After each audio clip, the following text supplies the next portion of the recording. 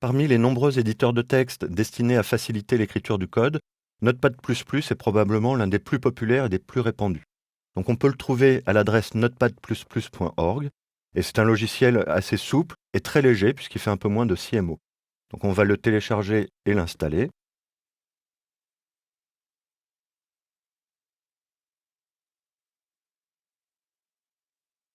Voilà, donc maintenant on peut l'installer en français.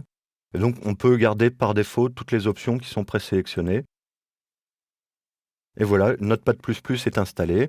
Donc on l'a ouvert. Ici, vous avez un fichier change.log qui permet de visualiser toutes les évolutions. Mais ce n'est pas là où ça va être le plus intéressant. Parce que donc si on retourne sur notre index.php et qu'on l'édite avec Notepad++, on voit que tout de suite, Notepad++ a su détecter de quel type de fichier il s'agit, PHP. Alors il dispose de nombreux langages prédéfinis pour appliquer la coloration syntaxique et l'écriture du code. Il permet aussi d'encoder les fichiers dans des formats spécifiques.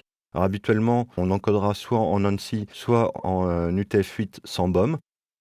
Et on voit que mon script a été coloré avec une couleur spécifique pour l'ouverture des balises PHP, une couleur spécifique pour la commande echo et une couleur spécifique pour le Hello World. Alors là, c'est un exemple un peu trivial, mais si on regarde le fichier index.php un peu plus évolué, on voit que la coloration syntaxique et la disposition du code permet de visualiser facilement son code et de repérer exactement là où on veut aller. Et c'est quand même beaucoup plus souple que si on l'ouvre avec le bloc-notes de Windows.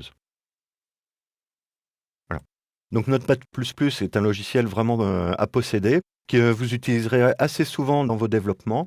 En revanche, quand il s'agit de gérer l'intégralité d'un projet, un site web par exemple, on va préférer passer par des outils plus complexes qu'on appelle des EDI, des environnements de développement intégrés, comme Dreamweaver ou Aptana, qu'on va voir tout de suite.